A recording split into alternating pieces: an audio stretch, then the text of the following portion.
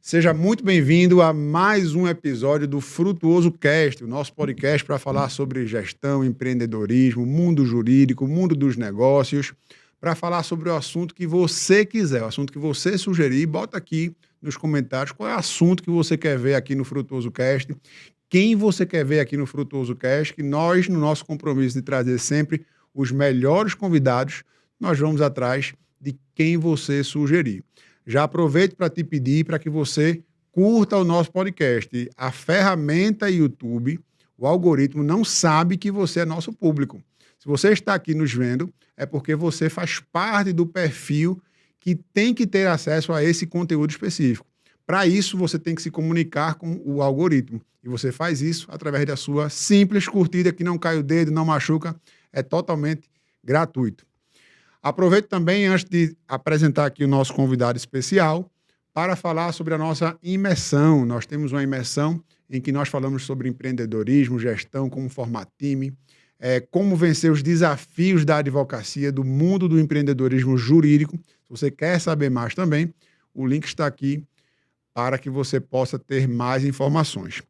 E sem mais demora, vamos direto ao que nos interessa hoje, que é o nosso convidado mais do que especial. Hoje eu estou aqui com o professor e doutor Alexandre Junqueira Gomide. Ele é doutor e mestre em Direito Civil pela Faculdade de Direito da Universidade de São Paulo, a USP. Ele é especialista e mestre em Ciências Jurídicas pela Faculdade de Direito de Lisboa, em Portugal, fundador e vice-presidente do Instituto Brasileiro de Direito Imobiliário, IBRADIM, diretor de Relações Institucionais do Instituto dos Advogados de São Paulo, o IASP. E ele foi eleito o advogado mais admirado em 2022, 2023 e 2024 pela análise editorial da advocacia. Conosco aqui hoje, professor Alexandre Junqueira Gomide. Professor, seja muito bem-vindo. Muito obrigado pela honra de aceitar o nosso convite. É um prazer tê-lo aqui. Você sabe que eu sou um grande admirador seu e é um prazer tê-lo aqui na nossa casa, no Frutuoso Cast. André, a alegria, na verdade, é toda minha, a honra é toda minha. Estou muito feliz pelo seu sucesso, pelo sucesso do seu podcast. Tenho acompanhado. Fico muito lisonjeado em participar disso e também seja bem-vindo aqui a São Paulo, né? Você sabe o carinho que eu tenho por Recife, pelos amigos de Recife. Espero que você aqui em São Paulo esteja sendo tão bem recebido quanto eu sou em Pernambuco. Demais, estamos sendo sim muito bem recebidos, professor. Muito obrigado. Pessoal, para quem não conhece o professor Alexandre Gomide, eu chamo ele de professor porque ele foi meu professor. Ele é um acadêmico, né? Uma pessoa do mundo catedrático, né? Da academia. E ele é um grande conhecedor do mundo jurídico e vamos debater muito aqui hoje sobre mundo jurídico, vamos falar sobre empreendedorismo. Ele tem um empreendedorismo peculiar, ele criou um Instituto de Direito Imobiliário, a gente vai também transitar um pouco por isso, vamos falar um pouquinho de tudo, tá bom, professor? Maravilha. Alexandre, como é que foi o teu início? Você sempre quis ser advogado, isso vem de família, você tem um berço em que você tem um pai, alguma família na advocacia, como é que foi teu começo, por que você está na advocacia? Bom, eu acho que desde a escola, dentre as matérias que eu preferia, eram as matérias assim de humanas, né? Então eu já excluía algumas matérias relacionadas a exatas e também, como até hoje eu tenho pavor de sangue, agulha e tal, também não pensava em medicina. Nem pensar. E aí o meu pai, ele é engenheiro civil, e ele era perito, né? Na verdade meu pai foi policial civil, e então trabalhava no Instituto de Criminalística aqui em São Paulo e ele fazia perícias, mas não relacionadas propriamente à engenharia. E aí, depois ele também fez a faculdade de Direito, porque ele entrou na engenharia, foi trabalhar na polícia, porque meu avô também era policial, e trabalhou por muito tempo. Eu ainda menino, meu pai era policial civil. Depois ele fez Direito, e depois ele começou a atuar na perícia no campo da engenharia, porque o meu avô, ele era perito grafotécnico, perito em cheques, notas, para verificar a assinatura. Meu pai ainda faz isso, né? Mas meu pai fez um caminho lá na perícia de engenharia civil.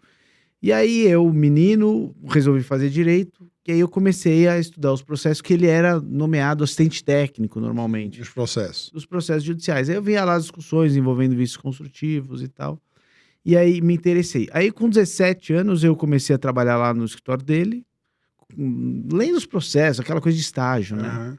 Aí eu já entrei num escritório de advocacia, fazendo estágio, e sempre tive essa vontade de trabalhar com imobiliário. Quando eu concluí a faculdade, eu já tinha feito o estágio, e eu gostava muito dessa parte acadêmica, né? Sim. E aí o meu orientador na faculdade, que é o professor Simão, José Fernando Simão, né?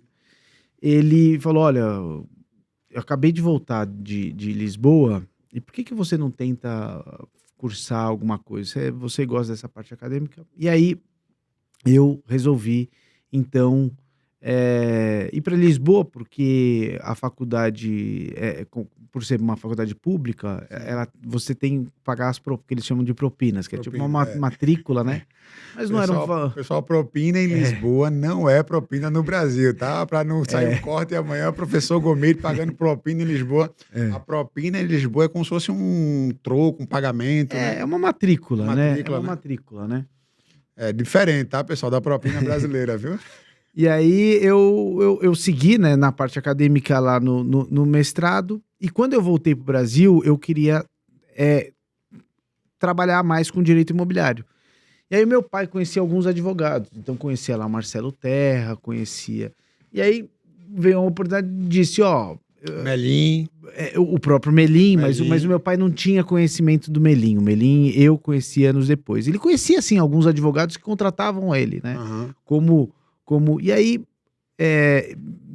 o Marcelo disse, olha, poxa, agora eu tô sem uma vaga aqui no meu escritório, mas tem um menino que tá começando, que era o Olivar. Sim. E por que seu filho não vai? E o Olivar era novo, tinha 30 e poucos anos, o escritório dele estava crescendo, e eu trabalhei um tempo com o Olivar. Foi muito bom, já mais imerso no direito imobiliário. Só que eu tive que voltar para Lisboa para concluir o meu mestrado. Concluí o meu mestrado, e quando eu voltei, eu acabei recebendo uma outra proposta de um outro escritório, fui trabalhar um pouquinho com direito bancário, mas senti falta. Para o banco ou para o consumidor? Eu trabalhava defendendo o banco. Defendendo uma instituição financeira aqui. Olha. E aí eu não gostei muito da matéria, e aí eu falei, eu quero voltar para o direito imobiliário. Foi aí que eu resolvi também, e é difícil falar isso porque o seu podcast é sobre empreendedorismo, eu resolvi um pouco sem jeito montar um escritório. Uhum. Muito, muito, muito jovem. E aí, mas montei assim um escritório de uma maneira muito equivocada, assim, sem ter o mínimo conhecimento de gestão, sem saber para onde ir, aquele sonho de menino de, olha, eu sei já trabalhar com direito imobiliário, eu acho que eu consigo prestar um bom serviço aqui e acolá, e eu acho que eu vou montar um escritório. E eu acho que foi bom por um lado, mas foi muito ruim por outro, porque o início foi muito difícil e eu demorei muito tempo para decolar, porque eu não tinha... Dificuldade de gestão, Exatamente. De gerenciar a equipe. Gerenciar a equipe, marketing. Então eu não tinha clientes, né? A gente montou lá um escritório, mas um ficava meio que olhando para o outro e sem um mínimo de gestão. Então... ali eu procurei, de uma maneira, sempre me espelhar em alguns advogados e procurar entender. Mas enquanto o resultado não vinha, o que eu fazia era investir na parte acadêmica mesmo. Sim. Então eu concluí o mestrado.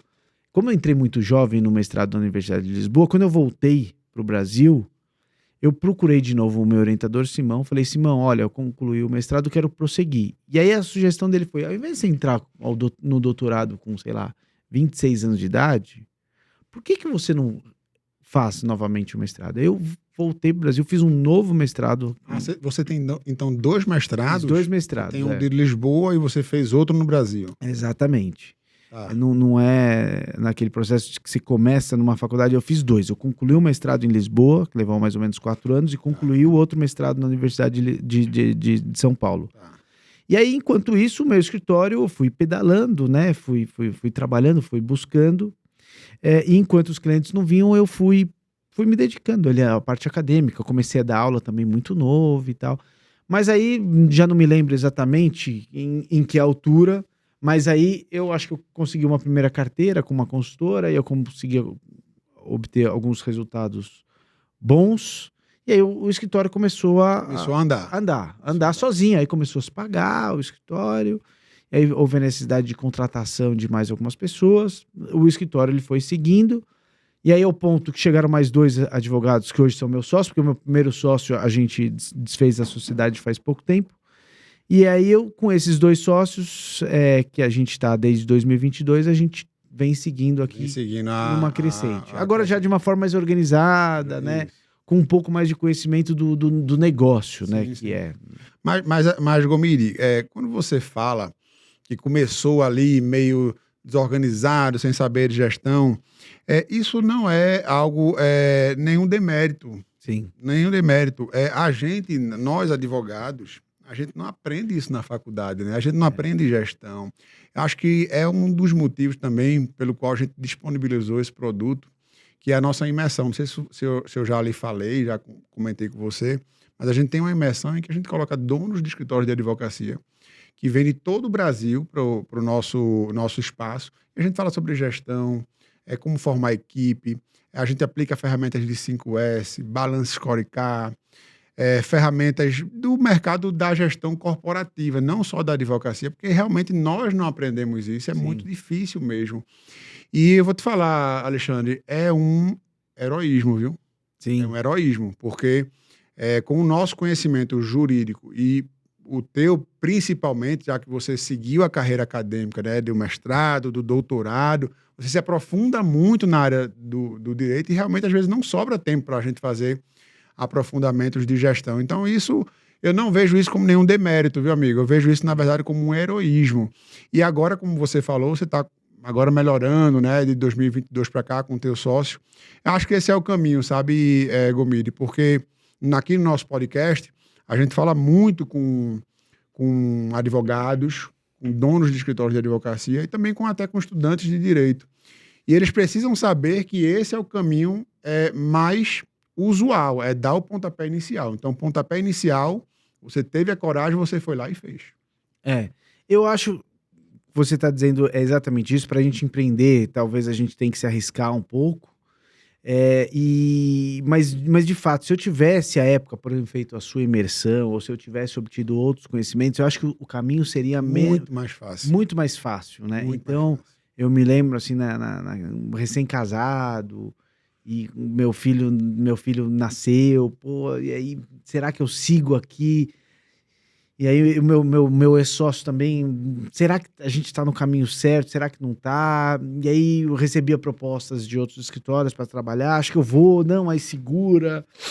E aí você fica muito inseguro, né? Então, eu acho que buscar conhecimento, não só no direito, né? Quando você está empreendendo no direito, é imprescindível. Né? Sem dúvida. Bom, e aí vamos falar um pouquinho sobre empreendedorismo, Gomide, que você... é um empreendedor, você fundou ali o Ibradim. E é uma coisa que eu, particularmente, admiro muito, porque vocês fizeram um empreendedorismo que é tão difícil no mundo jurídico, já é difícil pelas amarras que a gente tem de OAB, de modelo de negócio, e vocês fundaram um instituto que hoje ele é reconhecido nacionalmente. Fala um pouquinho, Alexandre, como foi a fundação do Ibradim, de onde veio a inspiração, como é que foi, você e mais quem... Fala um pouquinho daquele ambiente que foi a inspiração que você teve lá para a criação do Ibradim. A gente precisa dar os créditos devidos, né? Os idealizadores, né, do Ibradim. Na verdade é o seguinte, existia um vácuo muito grande, todo mundo comentava, quem trabalhava com direito imobiliário, existia uma série de institutos Mas no direito imobiliário é ainda mais relevante porque você tem as serventias dos demais estados, a forma como muitas vezes cada cartório pensa, atua, e uma necessidade de trazer os advogados num instituto para debater de uma maneira mais nacional, né? Então isso sempre existiu. E vez ou outra a gente ouvia algum advogado mencionando, a gente precisa criar um instituto, mas isso não seguia. Acho que os principais idealizadores foram, né, o André Abelha, o Bernardo Kesi, que acho que num ADIT, né, foi num ADIT que eles se conheceram, começaram a conversar, por que não vamos... O que é a DIT? A DIT Júris é um encontro que é um encontro anual que existe para um congresso jurídico de direito imobiliário dessa associação que é o ADIT, que é uma associação muito importante, e eles possuem um congresso, que não é um congresso gigante, mas é um congresso importante sobre direito imobiliário. Era a única, talvez assim, única situação que os advogados de direito imobiliário do país se reuniam. E ali o Bernardo e o André começaram a tratar sobre isso, e aí o André, acho que ele viu a necessidade talvez de ter alguém com caráter mais acadêmico, né? E disse, olha, a gente precisa talvez ter um civilista que... E aí, à época, eu tinha também um blog. Isso foi em que ano, Gomide? Nossa, isso deve ser o quê? 2017, por aí. Ou, o Ibradim tem por aí, 2017. E aí, o 2016, 17, por aí. E aí, o André veio no escritório, foi muito curioso, porque veio um advogado que eu nunca ouvi falar na minha vida, que era o André Abelha, que veio, olha, Alexandre, tem um convite muito especial para fazer para você, e eu, quem é esse cara? E aí ele disse, olha, mas eu tô junto... Como é que ele te achou? Então, eu tinha um blog que eu mantinha, e que até fez até um sucesso, que a gente fazia a gravação de algumas entrevistas sobre temas jurídicos, né? E aí, acho que ele já tinha assistido uma coisa ou outra, deve ter visto alguma coisa que eu escrevi e tal, e aí ele sabia que eu tinha algum conhecimento de direito imobiliário. E o Melim, eu já conheci o Melim também, e ele disse, olha, eu tô com um projeto aqui, o Melim tá com a gente, o Olivar também tá com a gente, e a gente tá formando algumas pessoas aqui para fazer a fundação. E aí foi a partir disso que a gente, quando eu entrei no Ibradim, não tinha nada, mas já tinha, por exemplo, um nome, que era o Ibradim, e já tinha um logo, mas ainda não foi concebido. E aí a gente foi unindo forças, depois veio o Ricardo Campelo, depois veio a própria Luciana, a gente foi passando, a gente foi se reunindo, como a gente faz ainda até hoje, toda semana a gente se reúne, e a gente foi passando... trabalho, então vamos fazer o seguinte, etapa 1, e a gente foi construindo o Ibradim. Acho que a gente conseguiu reunir esse pessoal, porque nós já éramos advogados que tinham algum destaque, e aí a gente passou a um chamar o outro, olha, vamos criar um Ibradim, você vai entrar. E aí a gente, um ia conversando com o outro, olha, fulano, tô montando aqui um instituto de direito imobiliário, e já tem aqui no barco fulano, cicrano e beltrano, você topa? Topo. E assim, quando o Ibradim ele cresceu, ele já cresceu com, sei lá, 300... com uma certa musculatura de 300, 400 advogados. Gigante. Do Brasil inteiro. Gigante. E aí a gente fez um primeiro congresso que foi realmente um sucesso muito grande, e dali para frente ele foi sozinho, ele foi caminhando sozinho. Pessoal, para quem não entende um pouco do direito imobiliário e a importância do Ibradim, é que existe realmente essa questão da unificação da matéria, né? A reunir as pessoas interessadas no seu ecossistema, no ecossistema do direito imobiliário. Para você que está nos assistindo, que é um empreendedor e não é da área do direito, é muito difícil a questão do registro imobiliário no Brasil, por exemplo, em que cada cartório é um mundo. Exatamente. Né? Cada estado tem seu código de normas e você não tem uma unificação. Então, o Ibradim, ele contribui para meio que regular e trazer uma unificação, uma visão única de Brasil, né? Ou pelo menos a discussão, né?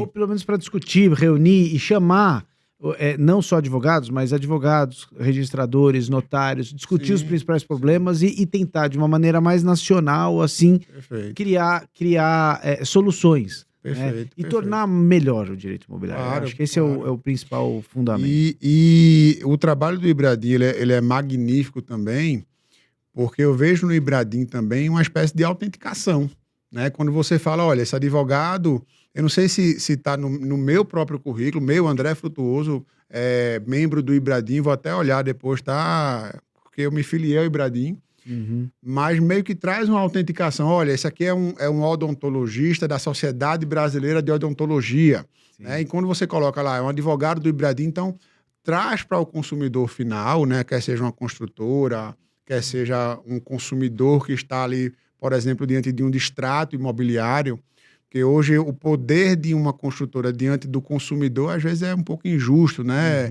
As construtoras geralmente têm advogados do naipe do professor Alexandre Junqueira Gomide.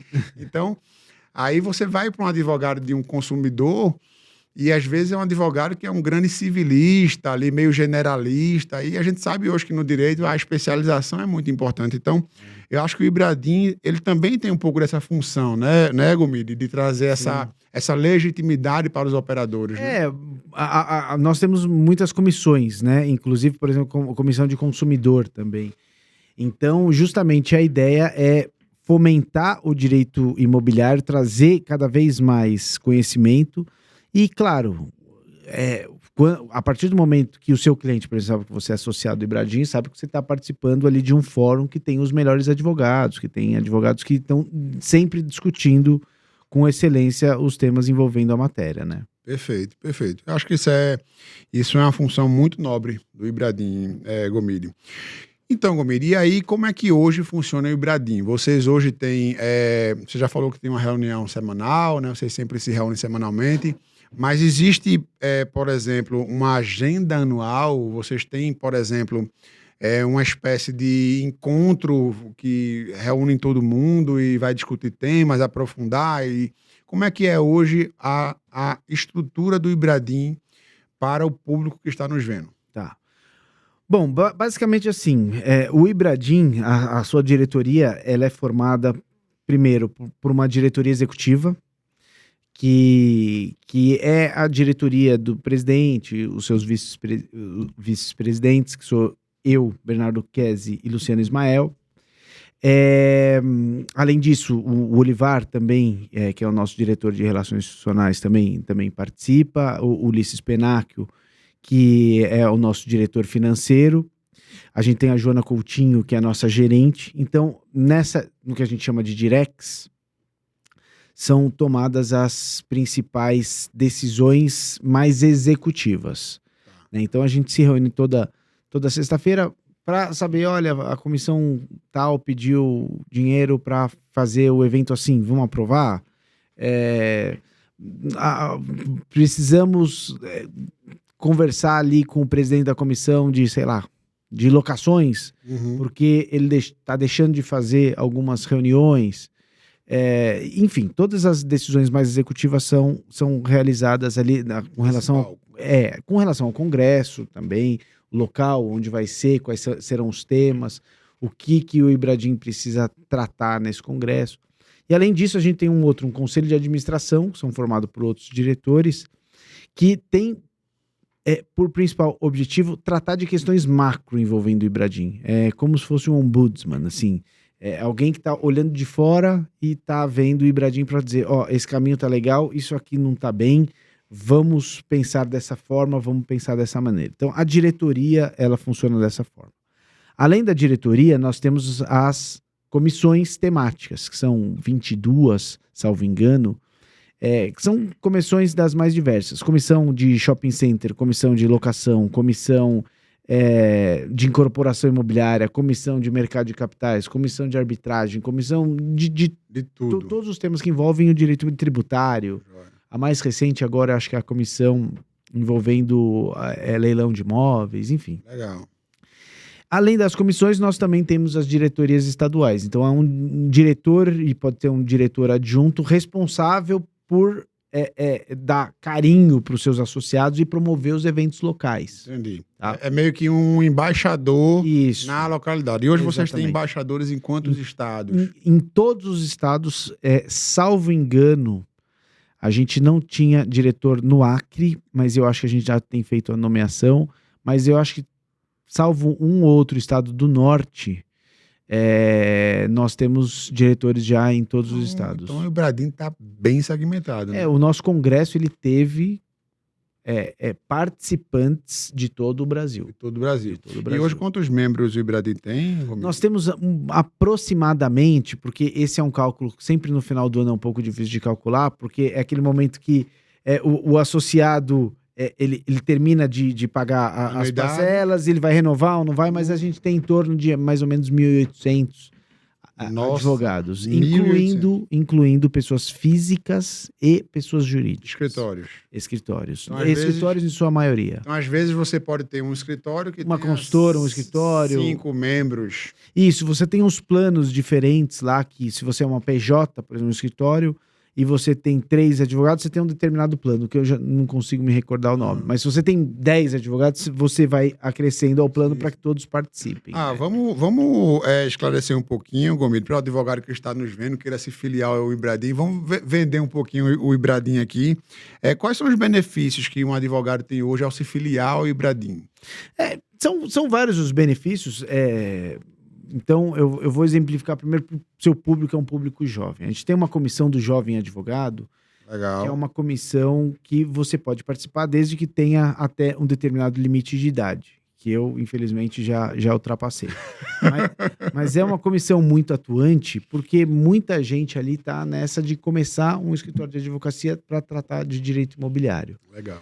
E, além disso, a obtenção de conteúdo. Eu digo que é melhor do que uma pós-graduação, porque são 22 comissões. Claro que você não consegue acompanhar todas essas comissões. Mas se você elencar 3 ou 4 comissões ali e acompanhar as discussões que são pelo menos uma vez por mês, então você vai ter muito conteúdo. E assim, nas nossas discussões participa lá, o Melim tá lá participando. Só. Às vezes como ouvinte, às vezes falando, né?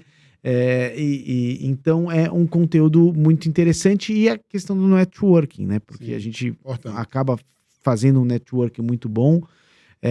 Não só para alguns que conseguem captar clientes, também vender o seu peixe, mas ter o apoio de um amigo que faz, por exemplo, tributário, o seu escritório não faz.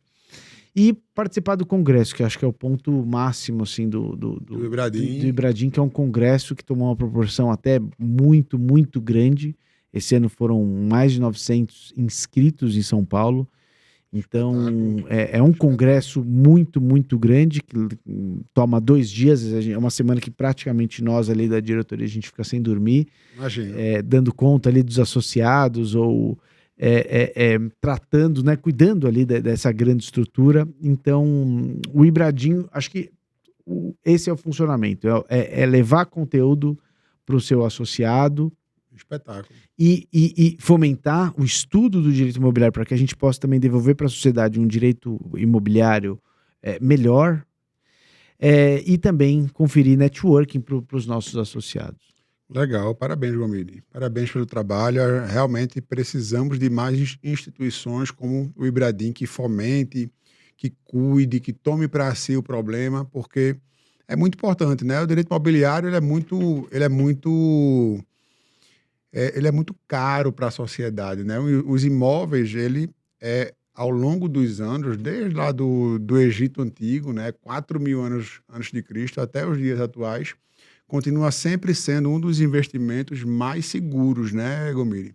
E é muito importante você ter operadores que consigam dar concretude a, por exemplo, uma aquisição. Quem está nos ouvindo aqui hoje, saiba, comprar um imóvel mal comprado pode ser um grande problema, né, professor? É verdade. Assim, por mais que sempre exista um ou outro que diga que o investimento imobiliário ele é ruim, assim, a minha vida inteira eu vi os meus pais investindo, familiares investindo em bens imóveis. Nem sempre dá certo, mas na maior parte dos casos é um investimento bastante seguro, principalmente para aqueles que não têm um conhecimento muito especializado em mercado de capitais, enfim. Bolsa de valores, exatamente. ETFs. Exatamente. Então, além de ser um investimento, isso também é o sonho do brasileiro que é ter a casa própria, né? O sonho do brasileiro é ter a casa própria. E o Brasil, ele tem realmente uma questão fundiária que precisa ser melhorada, né? Porque boa parte dos imóveis, eles não são registrados, eles são adquiridos a partir de contratos de gaveta, o instrumento particular de compra e venda não registrado na matrícula. E o Brasil, ele também, sempre que você compra um imóvel, você está submetido a uma série de riscos. Risco é o tema da minha tese de doutorado, é um tema que eu gosto muito, mas você tem risco de fraude de execução, risco de evicção, risco de fraude contra credores. Até trabalhista, né? Trabalhista. Então, você realmente precisa fazer o que o pessoal chama de due diligence, que eu acho que chama due diligence para cobrar mais caro, porque nada mais é do que uma auditoria jurídica, mas é o nome que pegou. Então, você faz uma due diligence para verificar a qualidade do imóvel, porque às vezes o imóvel pode ter uma série de questões, pendências, pode ter uma penhora, ele pode ter uma irregularidade na prefeitura, ele pode ter uma série de questões. Sim. Se você está comprando um imóvel para uma incorporação imobiliária, a sua investigação é ainda maior, porque você vai verificar a contaminação do solo, as restrições urbanísticas e assim por diante. Mas você também faz uma avaliação não só dos vendedores, mas da cadeia dominial antiga, né? Que às vezes você está comprando um imóvel de um sujeito que tem uma ficha limpa, digamos assim. Não tem qualquer tipo de apontamento em nome dele. Mas ele comprou esse imóvel faz 1 ano e meio. E de quem ele comprou tem Estava encalacrado, vai contaminar. Vai contaminar. Então, a simples aquisição, o simples assessoramento na aquisição de um imóvel já é um trabalho muito importante para o direito imobiliário. Só que o direito imobiliário vai muito além disso. O direito imobiliário, às vezes eu já sou, na minha cabeça, proprietário de um bem imóvel, mas ele está absolutamente irregular. Então, tem uma série de instrumentos jurídicos, hoje com o uso campeão extrajudicial, adjudicação compulsória extrajudicial, a REURB, de remediar essa situação. Uhum. Né? Além disso, você tem toda a questão envolvendo contratos, a incorporação imobiliária, loteamento. Então, assim, o direito imobiliário é um campo muito vasto. Sim. E até quando o pessoal vem procurar, Alexandre, você é especialista em quê? Em direito imobiliário? Aí pergunta assim, mas você só faz isso? Eu falo, meu amigo, só não. Eu faço uma parte do direito imobiliário. Porque se você me perguntar, por exemplo, questões tributárias em direito imobiliário, eu tenho algum conhecimento, mas eu tenho especialista para isso. Sim. Então, hoje, no próprio direito imobiliário, a gente também está conseguindo segmentar. Né? A gente, às vezes, Gomide, foi interessante essa tua fala, né? Você só faz isso. Uma vez a gente advoga muito também no direito imobiliário, né? Não só no estado de Pernambuco, mas em vários estados do Nordeste. E uma vez eu recebi um cliente lá no escritório, ele estava fazendo uma aquisição e ele foi pegar um orçamento conosco para uma due diligence, né? Saber puxar a capivara da matrícula lá do imóvel. E a gente passou um orçamento para ele, que se eu não me engano, era cerca de 1% do que ele ia gastar. Talvez, eu não lembro direito os números, mas ele ia fazer uma aquisição de uns 10 milhões de reais. E aí ele achou caríssimo fazer e terminou correndo o risco de não fazer a investigação técnica. Pois bem, comprou, com 1 ano depois ele volta. Precisa cobrar o triplo. Eu tenho essa tática. E aí, o triplo, a gente cobrou quase 10 vezes mais, porque ele comprou um imóvel que tinha um problema trabalhista em um estado que que o vendedor prestou serviço e aí alegou-se uma fraude de execução. Não lembro bem, porque faz muitos anos. Mas o resumo da ópera é que, às vezes, as pessoas querem adquirir imóveis sem fazer a investigação, e não valoriza o trabalho do advogado na due diligence prévia e termina depois tendo que pagar muito mais caro. Não sei se isso já aconteceu também com você, queria até que você desse aqui alguns exemplos para a gente também trazer a importância para o público do que é você ter um advogado imobiliário especializado na matéria que te dê uma segurança naquela transação, né, Gomide? Eu vejo na aquisição imobiliária o adquirente, ele não quer gastar, muitas vezes, porque ele já sabe que ele tem alguns custos que ele necessariamente não consegue escapar, que é o custo do cartório, da escritura pública. Então, pro tabelião, o custo de registro, Sim, TBI. o ITBI, que é caríssimo, né? E aí ele já tem todos os custos e normalmente a última coisa que ele quer gastar, porque ele sabe que aqui ele pode negociar e aqui ele pode ter várias opções, porque o ITBI você não pode recolher de uma prefeitura, você tem que recolher da prefeitura Do local do imóvel. Isso. Mas quando ele tem a oferta de advogados, ele vai ter o orçamento de 100, o orçamento de 50, o orçamento de 10. Verdade. Né? E ele já, com todos esses custos, normalmente ele não dá tanta importância quando ele não tem problema. A partir do momento que ele tem o problema, ele passa a dar importância. Ele passa a dar uma importância. Mas eu acho importante isso, né? A necessidade de a gente não só valorizar o nosso trabalho, mas tentar fazer a demonstração que se o sujeito está comprando um imóvel, muitas vezes disso, de 2 milhões de reais. Gastar 1%, um pouco menos do que isso, um pouco mais do que isso, para você ter a segurança jurídica de um advogado, é fundamental, porque o problema jurídico que você pode ter lá na frente vai fazer você gastar muito mais. Só nesse caso que você teve, por exemplo, deve ter tido que propor embargos de terceiro, Sim. né? O custo de defesa disso pode ter sido muito elevado. Quando, na verdade, se ele tivesse sido alertado, ele poderia ter comprado o imóvel do lado, que era quase o mesmo preço, mas não tinha esse problema jurídico. Exatamente. Pois é. Bom, Alexandre, nós falamos muito sobre mercado também. Uhum. E você é um advogado com muita profundidade no mundo do direito imobiliário. Eu queria que você falasse um pouquinho, professor, para o público que nos assiste, especificamente para o jovem advogado, como é que está o mercado do direito imobiliário. Sim. Ainda dá para atuar? Está saturado? É um mercado que ainda comporta trazer novos players? Como é que está, na tua visão, já que você tem uma profundidade muito bacana nesse mercado, como é que está o ramo da advocacia imobiliária? Sim. Bom, André, assim, um pouco o meu perfil é um perfil mais assim, low profile, né? E eu também não gosto de sair por aí dizendo para os mais jovens, não, entra no mercado imobiliário, no direito imobiliário, seja advogado do direito imobiliário que você vai enriquecer, enfim.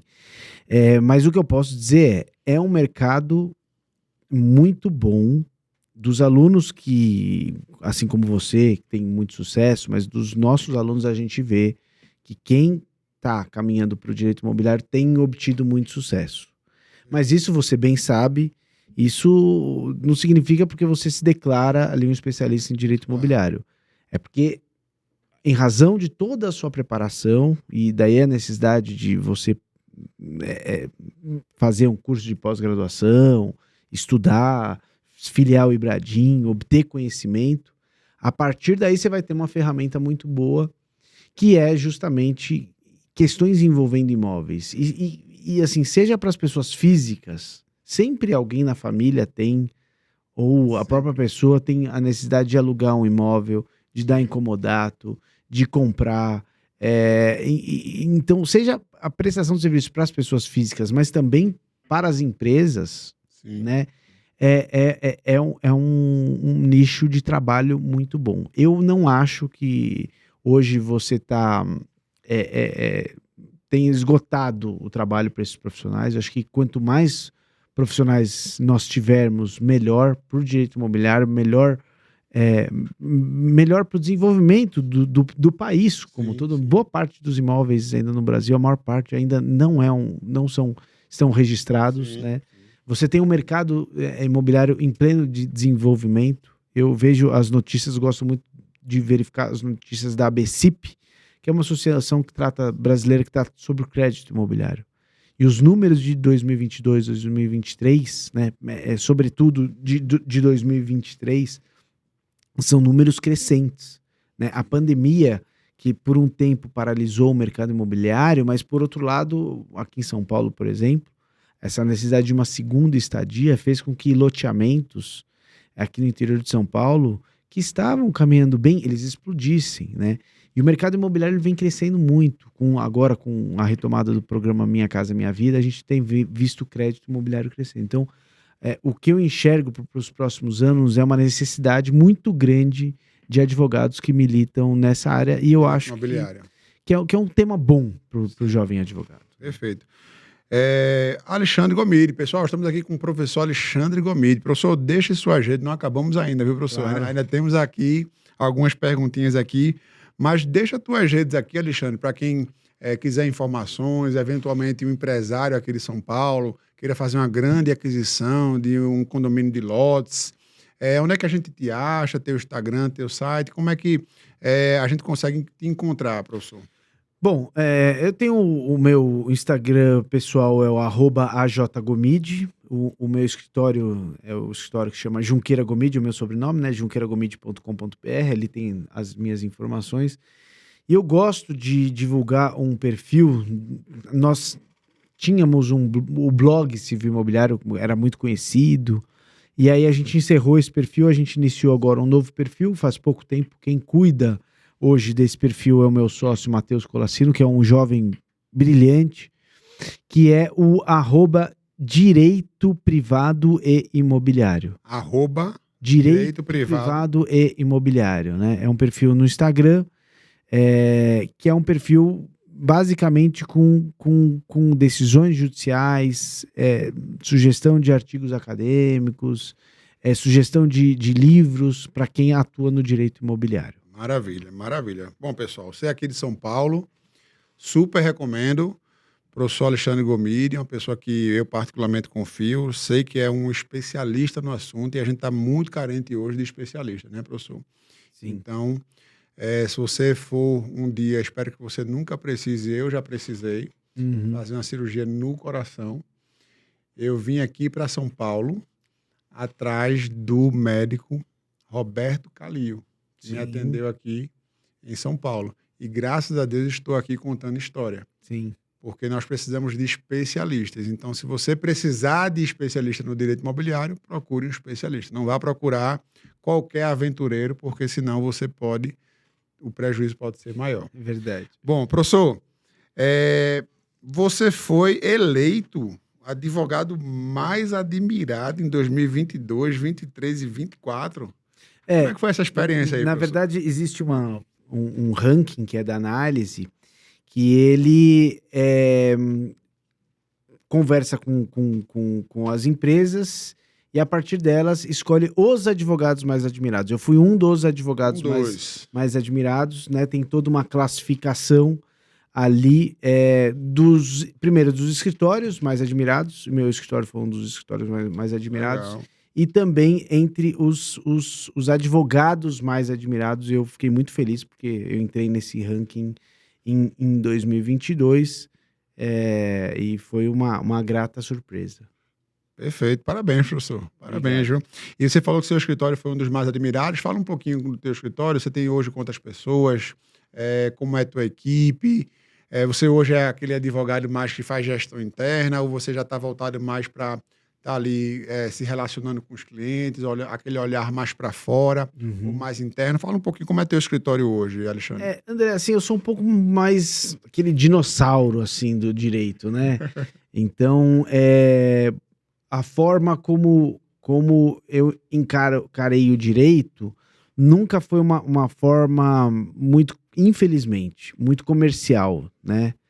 Então, assim, eu admirava e admiro alguns profissionais, inclusive tenho muitas coisas em conjunto com esses profissionais, que são aqueles profissionais que têm um escritório pequeno. Sim. E que prestam um serviço mais artesanal. E eu deveria, e eu até converso com os meus sócios, deveria ser um advogado que sai um pouco mais, né? E dou aula, frequento almoço com os meus clientes, procuro participar, me relacionar. Perfeito. E tal, mas eu ainda sou um advogado que faço revisão de peça. Isso. Hoje eu redigi por vontade mesmo. Redigir lá uma ação de consignação em pagamento de um caso muito específico. Falar, esse caso vai para quem? Eu falei, não, esse aqui eu quero. Eu gosto disso. Isso aqui eu acho legal, eu quero. E eu gosto realmente muito de escrever, né?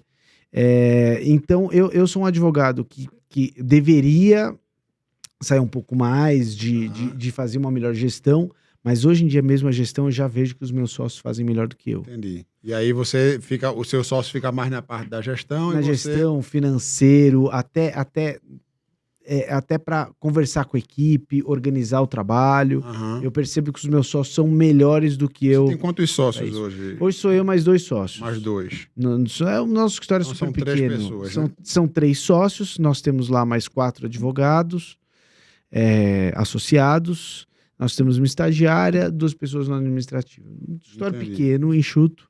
A gente tem interesse em crescer um pouco, mas não muito. Entendi. Também.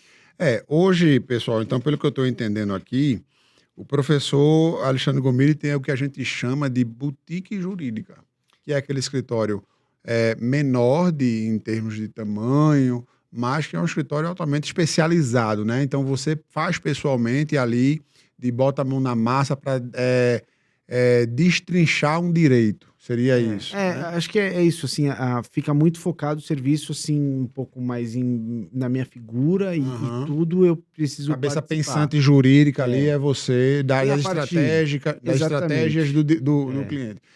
Tem essa parte dos pareceres também, que eu comecei a emitir alguns pareceres há pouco tempo, a partir ali da pandemia, né, comecei a emitir alguns pareceres, há uma parte que eu gosto muito de atuar na arbitragem, mas é isso, o meu escritório ele ainda é um escritório pequeno e um pouco mais, digamos, estratégico. Então, o cliente sabe, os meus clientes, eles não têm, como são consultoras, ele não vai jogar todos os processos que ele tem no único escritório. No meu escritório, geralmente... Porque ele sabe que ali esse tipo de ação não funciona no meu escritório, vai ficar caro. Agora, tem uma outra ação que ele acha mais estratégica. Mais estratégica, mais cascuda, que ele quer realmente um oleiro mais calibrado para destrinchar aquele direito. Eu me lembrei uma vez, Gomide, veja a importância realmente de você ter uma estratégia bem fixada no processo. Vê que caso interessante. Certa vez, um cliente chegou lá no nosso escritório, vítima de uma desapropriação imobiliária. Para você que não conhece o que é desapropriação, quando o ente público ele precisa passar uma rodovia, um gasoduto, ele diz assim, eu quero o teu imóvel e acabou-se. Cabe ao particular só discutir preço ou alguma formalidade muito gritante que tenha sido violada, mas o poder público, o chamado poder de império, ele pode tirar o seu imóvel. E aí o meu cliente ele foi desapropriado, Gomide, e ele recebeu, se a memória não me falha, cerca de R$10 mil. Nossa, o que deveria ser muito pouco, como normalmente é, né? Por quase, 3 hectares. Nossa, no agreste setentrional do estado de Pernambuco. Ele foi desapropriado, eu vou dizer aqui não porque é um ente público, pela Chesf, Companhia Hidrelétrica do Vale do São Francisco. E aí ele chegou no escritório, Alexandre, veja a importância do advogado especializado. Ele chegou no escritório com as lágrimas caindo. E apresentou o caso e a gente disse, não, você vai ter que sair. Mas esse valor de R$10 mil, nisso a gente pode trabalhar. Alexandre, a gente trabalhou nesse caso durante 2 anos. A gente reverteu a indenização dele de R$10 mil para quase R$1 milhão. É muita diferença, né? Então, assim, quando você fala que é preciso pensar na estratégia do processo, é a alma da advocacia, né? Sim. E esse cliente, até hoje, um abraço, espero que ele esteja vendo esse podcast, mas até hoje, quando ele vai para Recife, ele passa lá no escritório, já nos indicou vários clientes. Mas como é importante, Alexandre, como a gente faz, nós advogados, a gente faz a diferença na vida do cliente, né? Essa é a parte também da advocacia, né, que eu acho que traz o entusiasmo para a gente seguir também. Quando você está do lado da empresa, eu acho que é muito legal você ver o crescimento da empresa, né? Você vê. Então, eu já estou há alguns anos na advocacia, os meus clientes, eles eram desse tamanho. E hoje em dia eu vejo o crescimento deles e você se sente um pouco parte disso, né? Quando você atua para pessoas físicas, que eu também tenho clientes, até alguns pro bono, embargo de terceiro é uma matéria que eu gosto de atuar pro bono quando alguém vai lá, compra um imóvel, porque não teve uma assessoria, e depois vem um banco, vem alguém e pede a penhora do bem, você precisa propor embargo de terceiro para salvar a propriedade dele, né? E aí, quando você vai lá e você consegue reverter a sentença, né? Ou, poxa, vem a pessoa, agradece. Então, essa é a parte gostosa, né, também da nossa profissão, né? Verdade, verdade. Bom, professor Alexandre Gomide, estamos chegando já a 1 hora de conversa, bate-papo muito legal. A gente tem, professor, aqui no nosso podcast, um ritual de finalização em que a gente faz uma espécie de bate-bola com o nosso convidado. Perfeito. Eu faço uma pergunta mais objetiva, uma pergunta rápida, você faz um bate-bola me dando uma resposta rápida, não tem resposta certa, a resposta errada, é o que vier no seu coração. Perfeito. A gente já recebeu várias surpreendentes declarações nesse momento. Recentemente, um desembargador muito benquisto declarou que quer ser um deputado federal quando a gente isso vai ao ar daqui a uns dias. Tivemos agora a gravação com Isaac Azar, do Paris 6, que declarou também nesse momento do bate-bola que um dos grandes sonhos, o grande sonho dele é a família. Veja que lindo, né? Sim. Então, é um momento, geralmente, para mim, particularmente, um momento muito curioso e muito atrativo. Vamos para o nosso bate-bola. Tá bom. Preparado, professor? Preparadíssimo. Vamos lá. Professor Alexandre Gomide, um prato favorito? É que é difícil falar um prato assim, né? Mas eu posso dizer que, como eu residi em Portugal, comecei a gostar muito de comer peixe, né? Peixe. Sim, bacalhau. Bacalhau, robalo, enfim. E também lula mesmo, os frutos do mar. Uhum. Portugal come muito peixe, né? Então, eu gosto muito de peixe. E como eu vou também muito pro Nordeste, você sabe, eu vou muito para Salvador. Amanhã eu tô indo para Salvador. Vou para Recife, enfim, frequento muito. Então, peixe definitivamente. Se eu puder elencar assim, o favorito dentre os peixes, eu gosto muito de comer um robalo grelhado, por exemplo, lá em Lisboa, assim, que é a coisa mais simples. É um robalo espalmado, que eles chamam de escalado, azeite, sal, mas os portugueses têm uma técnica muito boa, que para mim é fantástico. Perfeito, professor. Um sonho que você já realizou? Um sonho, né? Eu sempre quis ser pai, sempre gostava. Desde criança eu já gostava de criança, né? Então eu consegui ter 2 filhos. E é um casal, né? Melhor ainda. Eu sempre quis ter um menino, uma menina. E então acho que é um sonho realizado porque são crianças saudáveis, são crianças que gostam muito de mim, querem estar perto do pai. Coisa boa. Né? E então eu acho que eu consegui até agora criar essas 2 crianças e estar com eles, para mim é realmente um sonho que eu sempre quis ter. Coisa boa. Parabéns, professor. Um sonho que você ainda deseja realizar? Então, quando você faz essa pergunta, né, e quando você é pai, muda muito a perspectiva, né, que você tem da sua vida, né? Então, hoje o que eu vejo, a dedicação que eu tenho, tudo é muito para as crianças, para os meus filhos, né? Uhum. Então, assim, eu acho que eles estão crescendo e hoje em dia eles estão sob a minha tutela, né? Uhum. Mas eu sei que daqui para frente, e isso não vai demorar muito, meu filho já tem 10 anos, eles vão começar a caminhar com as próprias pernas, né? Então, o sonho que eu vou ter, né, realizado, um sonho a realizar, vai ser a realização deles no futuro. Ou seja, quando eu perceber que eu cumpri meu papel e dali para frente eles seguiram e são felizes, né? Então, é isso que eu espero e esse é o sonho, né? O que você imagina? O que vai te trazer mais felicidade quando você tiver 50? Se eu completei 40. Pô, com 50 é quando eu ver meu filho, por exemplo, com 20 anos, minha filha com 16 anos, né? Eles já caminhando sozinho e continuando sendo pessoas boas, que os exemplos que eu dei para eles seguiu para alguma coisa. Perfeito. Maravilha. 3 pessoas, Gomide, que você considera referências para você. Bom, referências, né?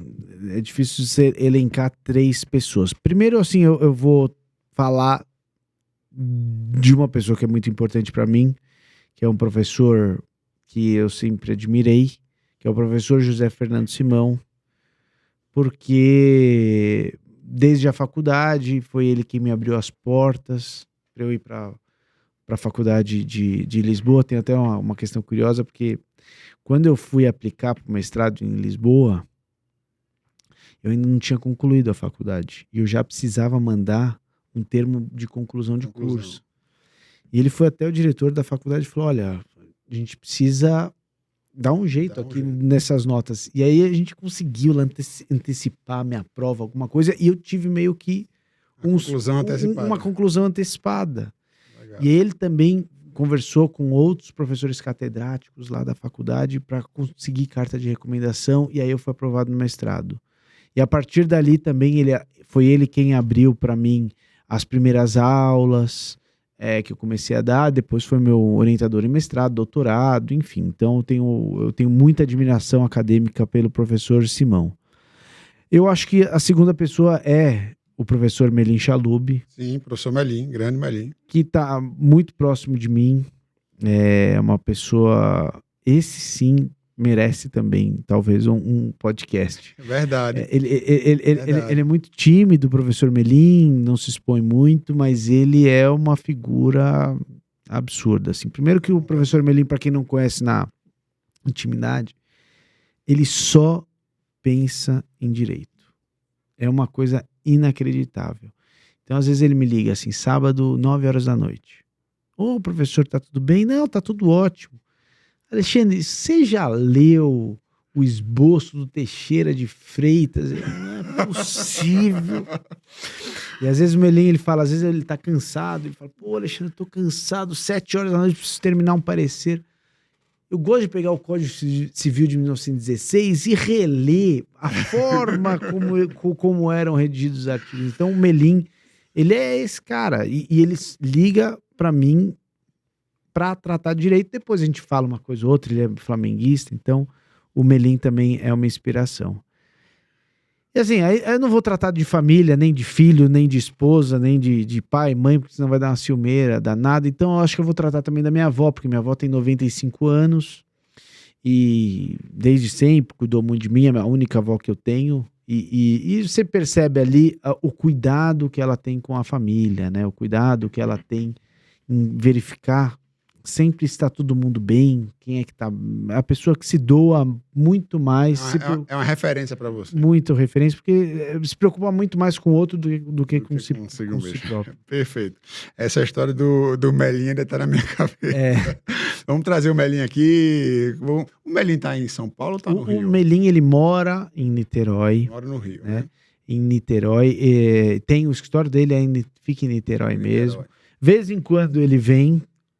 Hoje em dia não tem sido fácil, mas ele tem uma saúde. O Melim tá com o pessoal, quando eu conto, acho que nem pode contar, mas ele não vai ficar chateado, mas ele tem 81 anos. Eu ia dar mais de 70 para ele, mais de 81 já. E ele tá muito bem de saúde, fisicamente.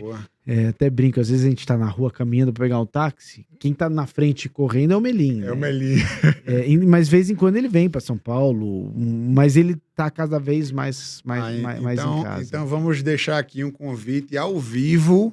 Isso. Ao vivo, professor Melim Chalub, o senhor está convidado aqui para o nosso Frutuoso Cast. Vou lhe mandar o convite. O professor Alexandre vai nos ajudar a trazer a fera aqui. Ajudo, sim. A gente precisa registrar aqui, é um poço de conhecimento, o professor Melim, viu, pessoal?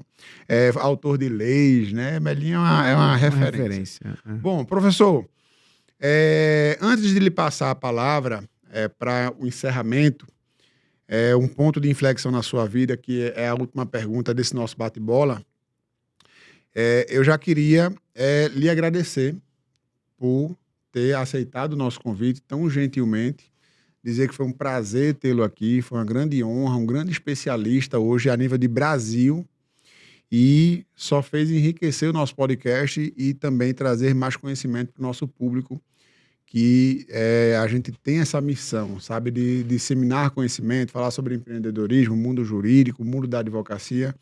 E eu acho que você faz uma grande contribuição para isso.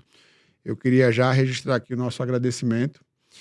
E, por último, queria mais uma vez fazer o registro aqui para você, advogado, dono de escritório de advocacia, que tenha a pretensão de melhorar a tua gestão, de melhorar o teu escritório.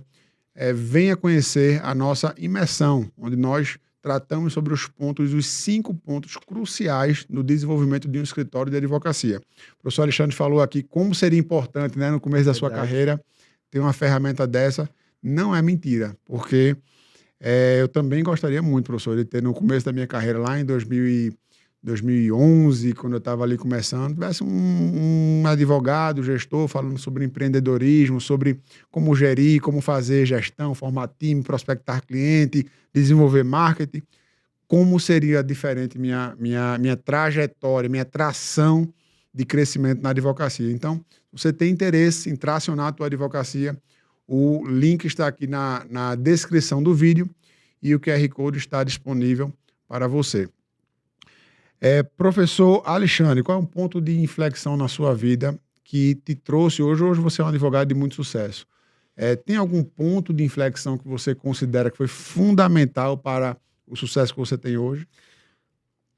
Bom, o maior sucesso que a gente tem é quando o seu filho fala: pai, você é o melhor pai do mundo. Então também a gente muda um pouco o que é sucesso para cada um. Eu acho que eu já ouvi também algum podcast seu e que alguém mencionava justamente isso, porque o sucesso é muito relativo, né? O que é o sucesso, né? Hoje em dia eu vejo várias decisões erradas que eu fiz na minha vida, no sentido às vezes profissional de, poxa, eu me obrigava a ficar no escritório até tal hora. E hoje em dia eu vejo sucesso é quem sabe fazer uma boa gestão da sua própria vida na questão pessoal, profissional.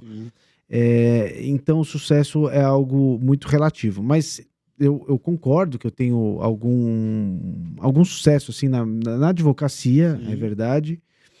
E eu acho que assim, nunca teve um ponto de virada. Existe um professor na Universidade de São Paulo, uma vez ele foi indagado, né? Ter 3 dicas para... E era o professor Junqueira. O professor Junqueira, eu também sou Junqueira, ele até, em certa medida, parente, distante, mas tem alguma relação de parentesco ali com a minha avó, né? E o professor Junqueira era um professor da USP duro, né? Mas os alunos amavam ele porque ele era muito, muito inteligente, muito dedicado no estudo acadêmico. E aí perguntaram: professor, dá 3 dicas, né? E aí o professor Junqueira deu 3 dicas: estude, estude, estude. E assim, na minha vida profissional, eu acho que tudo que eu consegui foi graças ao estudo acadêmico, né? As investigações que eu fiz, as horas que eu passei lá em Lisboa, sentado na biblioteca, aqui em São Paulo. Então, eu acho que não teve algo que mudou a minha vida, mas eu acho que foi um crescimento, foi devagar, né? E o estudo, uma hora parece que ele te devolve, ele é democrático, né? Ele fala assim, ó, já que você chegou até aqui, já que você fez tudo isso aqui, agora você vai começar a colher os frutos. Hoje eu tô colhendo um pouco dos frutos de todo o trabalho, né? Perfeito. Então, o ponto de inflexão na vida do professor foi estudar. Maravilha. Professor Alexandre Junqueira, muito obrigado pela sua vinda. Eu finalizo o podcast sempre dizendo que a gente tem 2 grandes estrelas no nosso podcast. Uma é o nosso convidado e a outra grande estrela, quem é no nosso podcast? Você. Não sou eu, é o nosso ouvinte que está nos assistindo aqui. Então, você, nossa estrela ouvinte, vai ter o encerramento da nossa estrela do dia, que é professor Alexandre Junqueira Gomide. Professor, grande honra tê-lo aqui. Aprendi muito no passado, eu aprendi hoje novamente. E queria que você encerrasse o nosso podcast com uma estrela do nosso dia, dizendo a mensagem que você quiser para quem nos ouve. Você vai falar agora com vários advogados iniciantes, estudantes de direito, donos de escritórios de advocacia. Deixe a mensagem que você quiser. Muito, muito obrigado pela sua gentil presença e pode deixar a sua mensagem. Bom, primeiro, André, a mensagem é para você, porque eu queria te parabenizar pelo podcast, pela sua atividade acadêmica, profissional. Você é um advogado que vem se destacando muito em Pernambuco. Agradecer também esse gentil convite. E, assim, como professor, né, é muito bom quando você vê o aluno superando o mestre, né? E também lá no meu escritório, fico extremamente feliz. A coisa que eu mais gosto é quando você tem lá um estagiário que ele vai subindo. E aí, um dia, você não pode demonstrar muita emoção, porque senão o cara fica se achando. É verdade. Mas você vê esses dias, né? Alguém vai lá, um advogado manda aquela peça e, putz, como o cara evoluiu, né? Então, eu fico muito feliz com essa sua evolução. Obrigado. E tenho certeza que daqui para frente o seu podcast ele vai prosseguir nesse crescimento. Queria também agradecer a todos aqui que participaram, que até o presente estão nos ouvindo. Foi um papo super agradável. E ao final é isso. Agradecer muito por toda a atenção e por esse honroso convite. Espero que vocês tenham gostado. Com você, professor Alexandre Junqueira Gomide. Um grande abraço e até o próximo Frutuoso Cast. Tchau, tchau. Tchau, tchau. You my little boo thing, so I'll give a hoot what you do.